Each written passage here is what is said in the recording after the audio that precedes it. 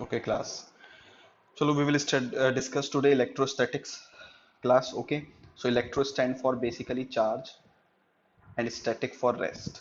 ठीक है ना, तो बेसिकली इसमें हम चार्जेस के बारे में पढ़ेंगे और चार्जेस हमें किस में मिलेंगे, रेस्ट में मिलेंगे। ठीक है, तो अगर हम चार्ज की बात करें, उसकी बेसिक प्रॉपर्टीज की बात करें, तो एक प्रॉपर्टी क्या होती है, चार्ज के साथ दो तरह की प्रॉपर्टी एसोसिएटेड होती हैं, एक इलेक्ट्रिकल प्रॉपर्टीज एसोसिएटेड होती हैं और दूसरी हमारी मैग्नेटिक प्रॉपर्टीज, यानी इलेक्ट्रिकल इफेक्ट और मैग्नेटिक इफेक्ट प्रोड्यूस करता है चार्ज। इलेक्ट्रिकल इफेक्ट कैसे प्रोड्यूस करता है हमें पता है, लाइक चार्जेस जो होते हैं रिपेल करते हैं, लाइक चार्जेस अट्रैक्ट करते हैं। ठीक है, तो इसका मतलब यहाँ पर इलेक्ट्रोस्टैटिक फोर्स एक्सर्ट हो रहे हैं। ओके, अब तुम्हें पता है वैसे भी कि अगर हम चार्ज को मोशन में ले आए, ठीक है, अगर चार्ज हमारा मोशन करता है, जैसे फॉर एग्जांपल वायर के केस में फ्री इलेक्ट्रॉन मूव करते हैं तो वो एक करंट को प्रोड्यूस करते हैं वायर में, और एक करंट कैरिंग वायर अपने चारों तरफ क्या बनाता है, मैग्नेटिक फील्ड बनाता है। ठीक है, तो इस तरह से ये मैग्नेटिक इफेक्ट प्रोड्यूस हो गया हमारा। तो इसका मतलब हमें इतना याद रखना है, चार्ज के साथ कुछ प्रॉपर्टीज एसोसिएट होती हैं जिसकी वजह से वो इलेक्ट्रिकल एंड मैग्नेटिक इफेक्ट को प्रोड्यूस करता है। ठीक है, दूसरी बात, हम सबको स्ट्रक्चर ऑफ एटम के बारे में पता है। सेंटर पर हमारे पास कौन होता है, न्यूट्रॉन होते हैं और प्रोटॉन होते हैं, और उनके चारों तरफ कौन रिवॉल्व करता है, हमारे इलेक्ट्रॉन रिवॉल्व करते हैं। ठीक है, अब इलेक्ट्रॉन पे हमारा कैसा चार्ज होता है, नेगेटिव होता है, दैट इज 1.6 इंटू 10⁻⁻19 कोलैम। और हमारा न्यूट्रॉन पर कोई चार्ज नहीं होता। And what about proton, plus 1.6 into 10⁻⁻19 कोलैम। अब ध्यान से देखो, दोनों का मैग्नीट्यूड तो सेम है, एक पॉजिटिव है हमारे पास और एक नेगेटिव है।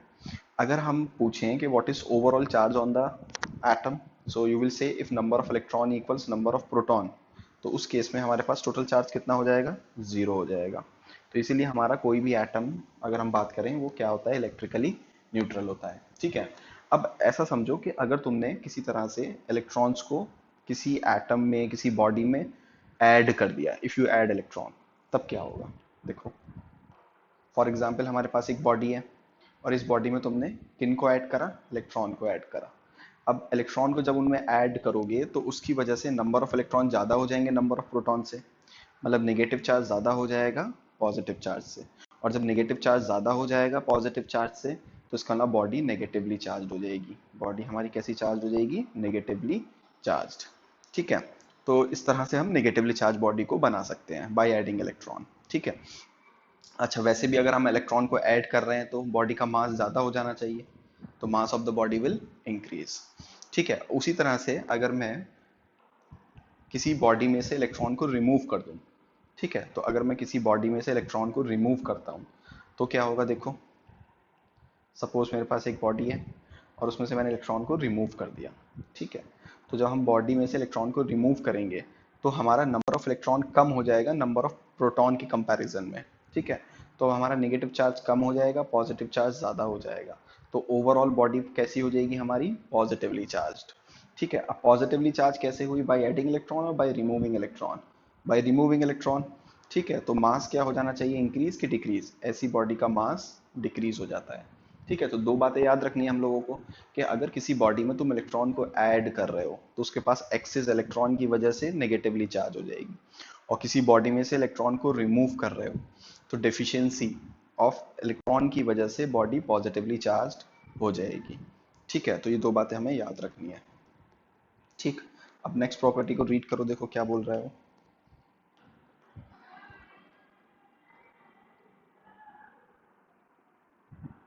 नेक्स्ट प्रॉपर्टी तो हमें समझ में आ रही है, पॉजिटिव पॉजिटिव रिपेल करेगा, you can C in the diagram, and positive negative आपस में क्या करेंगे, अट्रैक्ट करेंगे। Okay, and next in the table you can see some other properties for charges, like charge is transferable, you can see this, that this charge is transferable. Okay, this charge is that it can transfer from one body to another. Okay, बहुत simple है ये तो। next is charge cannot exist without mass but reverse is not true। देखो, charge मास के बिना exist नहीं कर सकता। क्यों नहीं कर सकता, चार्ज एक फंडामेंटल प्रॉपर्टी है जो इलेक्ट्रॉन और प्रोटॉन के साथ एसोसिएट करती है। तो अगर मैटर ही नहीं होगा तो इलेक्ट्रॉन प्रोटॉन नहीं होंगे, और इलेक्ट्रॉन प्रोटॉन नहीं होंगे तो चार्ज एग्जिस्ट नहीं करेगा। लेकिन ऑपोजिट पॉसिबल है, एक न्यूट्रल बॉडी है, उसका मास तो होगा लेकिन उस पर ओवरऑल चार्ज क्या होगा, जीरो होगा। तो मास can exist without charge but charge can not exist without mass. Next is conservation of charge.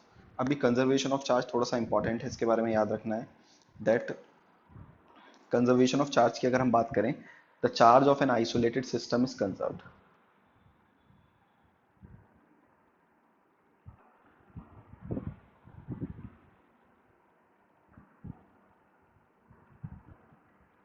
ठीक है, इस बात को याद रखना है, charge of an isolated system is conserved. अब वो कैसे है ये समझो। फॉर एग्जाम्पल मेरे पास एक सिस्टम है, इस सिस्टम का नाम रख लो कुछ भी। फॉर एग्जाम्पल चलो, इस सिस्टम में दो बॉडीज हैं, for example body A and body B. ठीक है, अब तुम लोगों ने क्या करा, बॉडी ए से कुछ इलेक्ट्रॉन को ट्रांसफर कराया। पहले इनिशियली बॉडी ए पर कितना चार्ज था, जीरो, और बॉडी बी पर भी कितना चार्ज था हमारे पास, zero. Suppose you transfer 10 electrons from A to B. ठीक है, ए टू बी से कितने इलेक्ट्रॉन ट्रांसफर करे तुमने, 10। तो देखो ए पर कितना चार्ज आ जाएगा हमारे पास, ट्रांसफर हुआ है, it is you add electron और remove electron, you remove electron positive, how many electron you remove, 10 times of e. उसी तरह से बॉडी बी ने तो इलेक्ट्रॉन को गेन किया है, बॉडी बी में इलेक्ट्रॉन ऐड हुआ है, तो you will write minus 10 times of e. ठीक है, लेकिन अभी भी अगर मैं यहाँ पर तुमसे टोटल चार्ज कैलकुलेट कराऊँ, Q A plus Q B, it will be zero. इन दोनों को ऐड करोगे तो जीरो आएगा, एक पॉजिटिव और एक नेगेटिव है। और इनिशियली भी चार्ज कितना था, if you add Q A Q B it is zero. Now you can notice one thing, that initial charge is equal to final charge of a system. तो किसी system का overall charge को तुम change नहीं कर सकते, जो उसका इनिशियल होगा चार्ज वही उसका चार्ज फाइनल होगा। This is what we mean by conservation of charge. Okay, ठीक है। Now you can see the next property, that is independent of velocity of charge particles. ठीक है, so charge does not depend upon the velocity of the body और particle. ठीक है, but mass depend, but mass depends. Mass किस equation से depend करता है, m equals m naught under root 1 minus v square upon c square. What is v here, v is the velocity of the body. What is c, that is speed of light, speed of light. तो basically हम ये बात बोल सकते हैं, जब किसी body का स्पीड इंक्रीज होता है तो उसका मास भी इंक्रीज करता है। ठीक है, मींस जब कोई बॉडी स्पीड ऑफ लाइट को अप्रोच करती है तो उस बॉडी का मास ज्यादा होने लगता है। ठीक है, from this equation we can say. But charge के केस में ऐसा नहीं होता, charge is independent from speed of particle और body. Okay, next next you can see charge distribution. So charge can be distributed on a body and we can have three types of charge distribution. हो सकता है charge one dimension में distribute हो, that is linear charge distribution. हो सकता है charge किसी area पर डिस्ट्रीब्यूट हो, that is surface charge distribution. और हो सकता है चार्ज पूरा का पूरा एंटायर वॉल्यूम में डिस्ट्रीब्यूट हो, that is volume charge distribution. ठीक है, so we will discuss three types of charge distribution.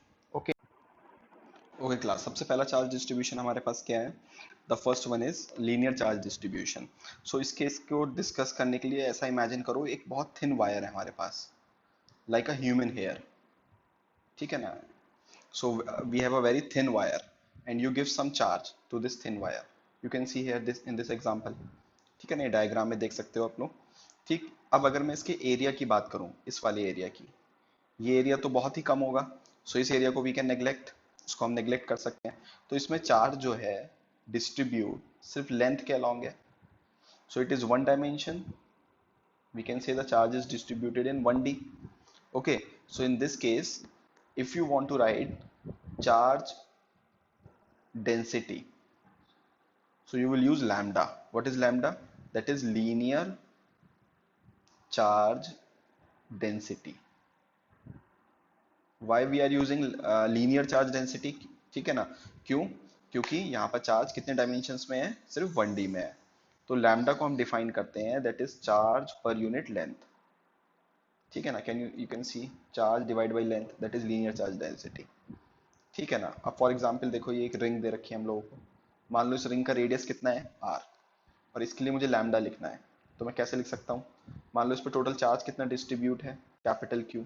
अब अगर मैं मुझसे पूछूं इस लेंथ की, इस रिंग की ये सरकमफेरेंस कितनी होगी, तो ये तो सरकमफेरेंस ऑफ अ सर्किल है, and what is circumference of a circle, 2 pi R. तो ये हो गया चार्ज डिवाइड बाई लेंथ। ठीक है, फॉर एग्जाम्पल इस पे चार्ज कितना है हमारा Q और इसकी लेंथ कितनी है L। तो अगर मैं इस थिन वायर के लिए लैम्डा लिखूंगा तो it will B charge divide by length. ठीक है, इसका ऐसा यूनिट क्या होगा, चार्ज का कूलम और लेंथ का मीटर। और डायमेंशनल फॉर्मूला क्या होगा, चार्ज का डायमेंशनल फॉर्मूला होता है 80 और लेंथ का हो गया मीटर, तो इट विल बी, लेंथ के लिए हो गया हमारा मीटर मीन्स L, तो हम यहाँ लिख सकते हैं L, we can write, so it will be L minus 1 80। Okay, now we will discuss surface charge density. Okay, अब सरफेस चार्ज डेंसिटी को डिस्कस करने के लिए सबसे पहले एक बात याद रखनी है हमें कि इसमें चार्ज डिस्ट्रीब्यूशन 2 डायमेंशंस में होगा, 2D में होगा। अगर हम नोटबुक के पेपर की बात करें तो उस पेपर की थिकनेस बहुत कम होती है, तो उसके पास हमारे पास उस केस में हमारे पास दो ही डायमेंशंस हैं, एक हमारे पास L है और एक हमारे पास B है। और तुम देख सकते हो चार्ज डिस्ट्रीब्यूट है, तो यहाँ चार्ज कितने डायमेंशंस में है, हमारे 2 डायमेंशंस में है। तो उस केस में जब हम चार्ज की डेंसिटी लिखेंगे तो हम यूज करेंगे सिग्मा, और हम लिखेंगे that is charge divided by area. Correct, you can see surface charge density is it is charge divided by area. For example इस पेपर का, इस thin sheet का, what is that, thin sheet कम के लिए मुझे सिग्मा लिखना है। तो सपोज करो इस पे चार्ज कितना है, कैपिटल Q, अब इसका एरिया कितना होगा, L into B, L into B. एक और एग्जाम्पल हमारे पास कंडक्टिंग स्फेयर का, कंडक्टिंग स्फेयर। अब देखो कंडक्टर के केस में इनसाइड इलेक्ट्रिक फील्ड भी जीरो होती है और इनसाइड चार्ज भी कितना होता है, जीरो होता है। तो जो भी एक्सेस चार्ज दोगे तुम किसी कंडक्टर को, वो सारा का सारा कहाँ पाया जाएगा, उसके सरफेस पर। तो अगर इस स्फेयर के केस में देखो, इसका रेडियस कितना है r, तो सारा का सारा चार्ज इसका कहाँ पर पाया गया, इसके सरफेस पर। और मान लो कितना चार्ज है, कैपिटल Q। तो अगर मैं इसके लिए सिग्मा लिखूंगा तो what is charge, capital Q, and what is surface area of sphere, surface area होता है स्फेयर का 4 पाई आर स्क्वायर। तो इस तरह से मैंने इसके लिए क्या लिख लिया, सिग्मा लिख लिया। ठीक, अब देखो class, next third type of charge distribution है that is volume charge distribution. अब चार्ज का जो डिस्ट्रीब्यूशन होगा वो हमारा 3D में होगा। ओके, वॉल्यूम चार्ज डिस्ट्रीब्यूशन या डेंसिटी। ठीक है, इसको रिप्रेजेंट करेंगे हम रो से, and we can write this charge divided by volume. ठीक है, अब देखो इसका सबसे अच्छा एग्जांपल है हमारा non conducting sphere, non conducting solid, here what we have sphere. ठीक है, अब नॉन कंडक्टिंग का मतलब ये है कि चार्ज इसके पूरे एंटायर वॉल्यूम में डिस्ट्रीब्यूट होगा। अगर कंडक्टिंग होता तो सारा का सारा चार्ज कहाँ मिलता, उसके सरफेस पर। अगर नॉन कंडक्टिंग होगा, डाइलेक्ट्रिक होगा, इंसुलेटिंग होगा, इंसुलेटर होगा, तो in that case the charge will be uniformly distribute to its entire volume, उसके पूरे के पूरे वॉल्यूम में डिस्ट्रीब्यूट हो जाएगा। तो इस केस में अगर मैं इस स्फेयर का रेडियस r मान लूं तो चार्ज कितना, suppose charge is capital Q, so what will be volume of sphere, 4/3 pi r Q. तो हमने इस तरह से क्या लिख ली इसकी, volume charge density, that is VCD. Okay, this is volume charge density. ठीक है, अब इसका ऐसा यूनिट का बात करें तो चार्ज के लिए तो कोलैम हो गया, and what about volume, it is metre cube. और dimensional formula, what is charge 80 and what is volume L cube, so it will be L minus 3AT। ये इसका डायमेंशनल फॉर्मूला हो गया। ठीक है, तो हमने तीन तरह की चार्ज डेंसिटी के बारे में बात करी। One is LCD, that is linear charge density, then we have SCD, surface charge density, then finally we have VCD, volume charge density। ठीक है, class next is quantization of charge. Quantization of charge का मतलब ये है कि universe में जो भी चार्ज तुम्हें मिलेगा किसी भी बॉडी पर, वो इंटीग्रल मल्टीपल होगा बेसिक चार्ज का। अब ये बेसिक चार्ज क्या होता है, E, that is 1.6 into 10⁻⁻19 coulomb, the amount of charge that we found on electron और प्रोटॉन, जितना हमें, जो चार्ज हमें इलेक्ट्रॉन और प्रोटॉन पे मिलता है, उसका मैग्नीट्यूड 1.6 into 10⁻⁻19, उसी का नाम हमने रख लिया बेसिक चार्ज। ठीक है, अब फॉर एग्जांपल मैं तुमसे एक पूछता हूँ कि एक बॉडी है हमारे पास, ठीक है, और हमें उसको कितना चार्ज प्रोवाइड करना है, that is plus 4.5 times of E। ठीक है, अभी प्लस क्या बता रहा है, वी एड इलेक्ट्रॉन और remove electron, we remove electron, क्योंकि जब हम किसी बॉडी से इलेक्ट्रॉन को रिमूव करते हैं that body become positively charged. ठीक है, अब अगर तुमने इसमें से एक इलेक्ट्रॉन को रिमूव करा, so what charge you will get, you will get plus 1 time of E। ठीक है, अगर तुमने एक और इलेक्ट्रॉन को रिमूव कर दिया, so you will get 2 times of E। In the same way, if you remove one more electron, you will get plus 3E. One more electron, you will get plus 4 times of E. Now, from where you will get this half electron? अब ऐसा तो नहीं है कि आधा electron को काटोगे और उसको निकाल लोगे बाहर एटम से, it is not possible. So it means giving a charge of 4.5 times of E is not possible. But if I ask you giving, if you want to give charge 4E, क्या ये possible है? It is possible. If you want to give 5 times of E, possible. If you want to give six times of E, possible. But if you want to give 6.5 times of E, so this number is not possible. So we can say whatever charge exists in this universe is plus minus n times of E, and n will be 1 2 3 4 5 and so on. ठीक है, so it cannot be 1.5 2.5 3.5, ऐसा number possible नहीं है. तो इसी equation को हमने बोला क्वांटाइजेशन ऑफ चार्ज. ठीक है, so we can say whatever charge exists is integral multiple of E, and what we call that E? E is the basic charge. Basic charge. ठीक है, किसी क्वांटिटी को क्वांटाइज कर देना. ठीक है, डिस्क्रीट अमाउंट में. ठीक है, that is what we call quantization of charge. Okay class, now we will discuss difference between charge and mass. ठीक है ना. सो सबसे पहला point you can read this. What is that? That charge can be positive, negative and और zero. पता है हमें charge can be positive, negative as well as zero, but mass is always positive quantity. Okay, the next one is charge does not depend on velocity. Can you see this? We have already discussed that charge is independent of the velocity, जबकि mass velocity पे depend करता है. और बल्कि मैंने equation पहले लिखी भी है. Remember this equation? This m equals m naught under root 1 minus v square upon c square. इस इक्वेशन का कंक्लूजन क्या था? किसी भी बॉडी की स्पीड को इंक्रीज करोगे तो उसका मास भी इंक्रीज हो जाएगा. ठीक है ना. Where m naught is the rest mass. What is the meaning of rest mass? जब बॉडी हमारी रेस्ट पर है. ठीक है, सपोज एक बॉडी हमारी किस पर है? रेस्ट पर. तो उस वक्त जो उसका मास होगा that will be m naught. ठीक है. And what is c? It is speed of light in vacuum. What is v? V is the speed of the object. ठीक है, ओवरऑल कंक्लूजन तो मैं याद रखना है, अगर हम स्पीड को इंक्रीज करते हैं तो बॉडी का मास भी इंक्रीज हो जाता है. Next is you can see that charge is quantized. We have already discussed quantization of charge, q equals plus minus ne, but quantization of mass अभी तक हमें पता नहीं है. मे बी तुम लोग ढूंढ लो. If you can find, you will get a Nobel Prize. Okay, so quantization of mass is yet to be established. Next is electric charge is always conserved. ठीक है ना, आज तक चार्ज के कंजर्वेशन का वायलेशन नहीं पाया गया है, but mass conservation, mass may be conserved और मे नॉट बी कंजर्व्ड. ठीक है, एक पर्टिकुलर प्रोसेस में हो सकता है मास कंजर्व रहे या मास कंजर्व ना रहे. अगर कंजर्व नहीं है, क्यों नहीं है? क्योंकि एक पॉसिबिलिटी होती है, तुम्हें पता है आइंस्टाइन का एक इक्वेशन है E इक्वल्स mc स्क्वायर. ठीक है, तो हम मास को किस में कन्वर्ट कर सकते हैं? एनर्जी में. तो हो सकता है एक पर्टिकुलर प्रोसेस हो रहा हो, उसमें मास किस में कन्वर्ट हो जाए? हमारा एनर्जी. तो उस केस में कंजर्वेशन ऑफ मास अप्लाई नहीं होगा. ठीक है, तो वहां पर हम बात करते हैं मास एनर्जी इक्विवेलेंस की. ठीक है, वो अभी हमें डिस्कस नहीं करना है.